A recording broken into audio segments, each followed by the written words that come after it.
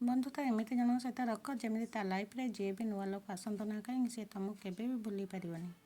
ତୁମେ ଯାହା ଶୁଣୁଛ ତାହା ବିଶ୍ୱାସ କର ନାହିଁ। ସବୁ ଶୁଣିଲା କଥା ସତ ହୋଇନଥାଏ। ବିନା ତଦାରଖ କରି କଥାକୁ ବିଶ୍ୱାସ କରି ନେବା ଲୋକ ପ୍ରାୟତଃ ଭଲ ସମ୍ପର୍କମାନଙ୍କୁ ହରାଇ ଦିଅନ୍ତି।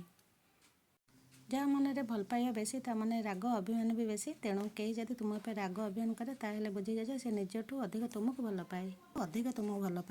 ମୋ ନିଜ ସରଳତା ଦ୍ୱାରା ମୋତେ ଅଧିକ ବିଶ୍ୱାସଘାତକତା ମିଳିଛି। ଯିଏ ମୋ ସାମ୍ନାକୁ ଆସୁଥିଲା ମୁଁ ତାକୁ ମୋ ଭଳି ଗ୍ରହଣ କରିନଥିଲି, କିନ୍ତୁ ପରେ ଜାଣିବାକୁ ପାଇଲି ସେ ଏଠାରେ ଲୋକମାନଙ୍କ ରାବଣ ଅପେକ୍ଷା ଅଧିକ ଚେହେରା ସହିତ ବୁଲନ୍ତି।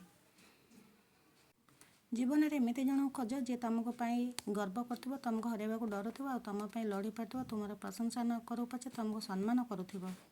ମଣିଷ ଯେତେ ବି ଧନର ଅଧିକାରୀ ହେଉନା କାହିଁକି ସେ ଧନ ଦ୍ୱାରା ସେ କେବେ ବି ଶାନ୍ତିର ନିଦ କିଣିପାରିନଥାଏ।